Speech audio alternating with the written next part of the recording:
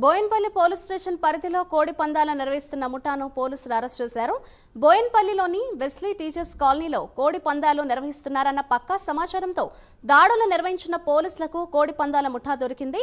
Wesley teachers కాలనీలో ఇంటిని అద్దెకు తీసుకుని స్థానిక ప్రజలతో కలిసి కోడి పందాలతో పాటు బెట్టింగ్ నిర్వహిస్తున్నట్లు తెలిసిందని పోలీసులు తెలిపారు.